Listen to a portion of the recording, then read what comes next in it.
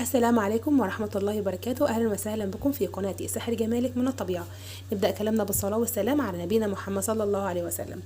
النهارده بإذن الله الفيديو النهاردة بنتكلم عن من المشروبات الحلوة جدا في التخسيس، وكمان مشروبات للبرد، ومشروبات تنفع جدا جدا في الشتاء، ويعني مذاقها حلو، وكمان ان هي موجودة عندنا في كل بيت متوفرة، وبتعلي المناعة جدا وبتقلل من نزلات البرد. الناس اللي عندها برد، الناس اللي عندها كحة، الحاجات دي كلها سبحان الله كوبايه واحده بس ممكن تخفف لك حاجات كتير جدا.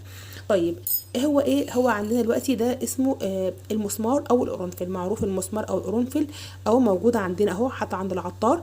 المسمار او القرنفل انا جبته طحنته بقى بودر بالشكل ده اهو، بودر شايفين. طيب فايدته ايه؟ اول حاجه هو يعني بيقلل كتله الجسم، وكمان هو بينظم مستويات الدهون في الدم. يعني سبحان الله لو احنا خدناه بانتظام الدهون اللي في الجسم نفسها بيقللها لي، تمام. وكمان هو بيعالج الكوليسترول الضار، كمان هو بيظبط من تصنيع الاحماض الدهنيه في الجسم نفسها. يعني هو بيعالج السمنه، وبيعالج الترهل، وبيشد الجلد.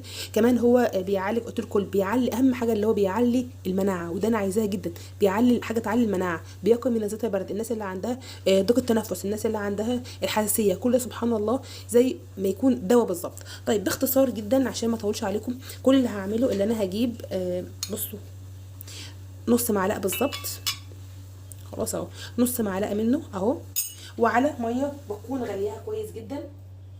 ثواني، انا دلوقتي غاليه ميه،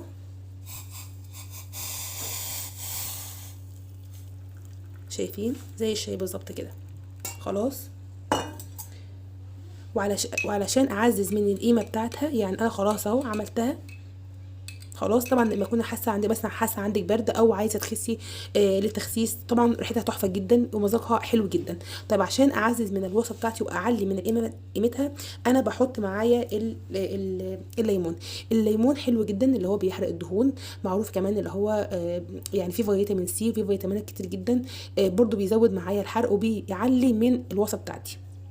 انا كل اللي هعمله ان انا هحط عليها نص ليمونه بالظبط كده، وتشرب يعني يا ريت على معده فاضيه. يعني على معده فاضيه طبعا، مش على الريق، انا قصدي معده فاضيه يكون مثلا بين الوجبات، يعني هتكون حاسه ان انت جعانه، يعني مثلا بين وجبه مثلا الفطار والغداء، تمام، تكوني على المعده فاضيه شويه.